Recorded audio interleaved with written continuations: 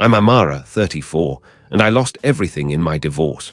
My $3.5M mansion, my children, and the life I knew.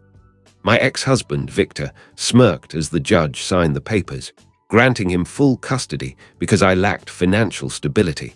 In the courtroom, dressed in my only decent outfit, I watched my world collapse. Where are you reading from? Share your location below and let me know if you've ever felt utterly defeated. Stay with me. This story takes a wild turn. For 10 years, I poured my heart into Victor's life. I ran our home, raised our kids, and hosted his corporate events, believing we were a team. What a mistake. The prenup I signed at 23 haunted me. Miss Reynolds, Judge Harlan's voice sliced through my days. Due to your lack of employment and financial means, the court awards custody to Mr. Langley. I pictured my daughter Leela, 9, who still needed me to tie her shoelaces, and my son Ethan, 7, who clung to me during thunderstorms.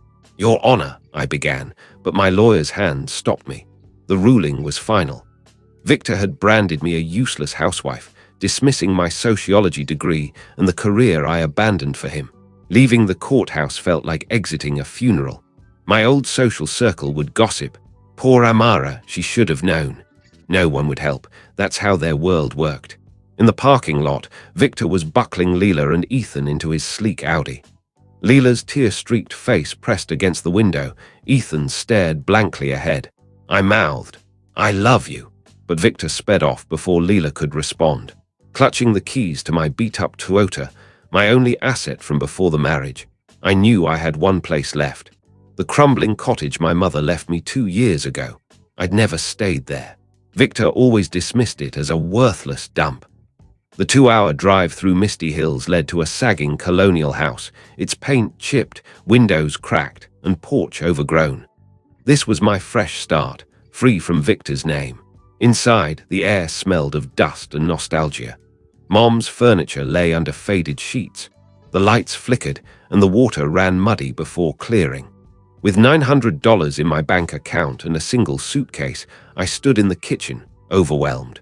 That night, I sobbed on Mom's old sofa, wrapped in a patchwork quilt. Morning brought clarity. No Victor criticizing my tea, no kids bickering, just silence. I had 2 paths, crumble or rebuild. Watching dawn through Mom's faded curtains, I chose to fight. I didn't know Mom had already armed me for this war. My plan was simple: fix the house, get a job, and prove I could provide for my kids. Easier said than done. The ancient heater sputtered after some coaxing with a wrench. YouTube taught me to patch the leaky sink. Dollar store cleaners battled years of grime. On day 4, Mrs. Callahan, the neighbor, knocked with a steaming dish of lasagna. "Your mom loved my cooking," she said. Over dinner, she added, "Clara was so proud of you, always bragging about your degree. Said you got a knack for people." "I haven't used it in years," I admitted. "Victor said I was better at home." Mrs. Callahan's eyes narrowed. "Clara never trusted him, said he dimmed your light." Her words strung. How had Mom seen Victor's true nature when I hadn't? That afternoon, I scoured town for jobs. Most wanted recent experience I lacked. Low-paying gigs wouldn't sway a judge. "Try the credit union," suggested Ellen at the job center. "They need part-time help." At Valley Trust Credit Union, manager Lisa Grant eyed my resume skeptically. "No work in a decade?" she asked. I nodded, desperate. "I learn fast and need this." Something in my voice softened her. "Tell me about your sociology degree." For 15 minutes, we discussed human behavior, data analysis, and client relations. I surprised myself, recalling details long buried. 3 days a week, $14 an hour, Lisa offered. "Show me you're reliable and we'll talk growth." It wasn't much, but it was mine. I called Leela's school, only to learn Victor had moved them to an elite academy an hour away, tightening his grip. That night, on Mom's creaky porch, I noticed odd paneling under the eaves, newer than the rest. Too tired to investigate, I vowed to check it later. For now, I focused on my job, my kids, and survival. My first day at the credit union felt surreal. In my one professional skirt, I helped clients with accounts and loans. A young couple, nervous about a mortgage, reminded me of my old self. Explaining terms rekindled my confidence. "You made this so clear," they said. Lisa noticed. Ever thought about a financial counseling license? She asked. The idea sparked hope. This could be more than a stopgap. After work, I tackled the strange paneling. With a screwdriver from Mom's shed, I pried it open, revealing a hidden nook. Inside was a locked metal box. My heart raced. I tried Mom's birthday, then mine. No luck. Then I recalled her lucky date. Her wedding anniversary, June 17. Entering 617, the lock clicked. Inside was an envelope with my name in Mom's neat script, alongside papers and small velvet boxes. The letter began. My darling Amara, if you're here, you found what I've saved for you. I paused, stunned. Mom and Dad, simple teachers, had been more. We built wealth quietly, she wrote. Your father studied markets, I tracked trends.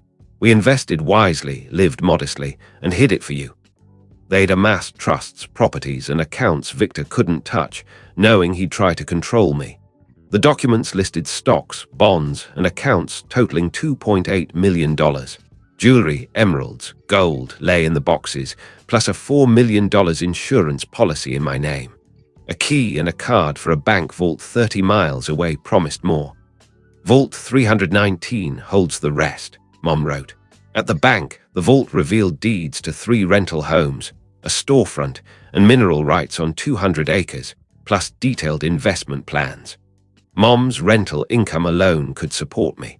She'd built a fortune while I thought she scraped by. Her letter ended. Your degree wasn't wasted.